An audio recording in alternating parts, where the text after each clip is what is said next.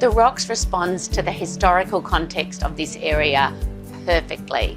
It's everything you want a building to be. Simple, elegant in its design, and fits so snugly in that context. The brickwork forms a sort of large lattice effect over one elevation, but then instead of that just being a face of the building, drags that effect around the corner and then deep into the site, so it's a lovely solution. I mean, this project was, I think, really successful on an urban level. Certainly didn't shout at you, but instead directed people through and around the city in a very sort of clever manner. The use of the two different types of bricks, the dark brick on the base really kind of sets the building on the street.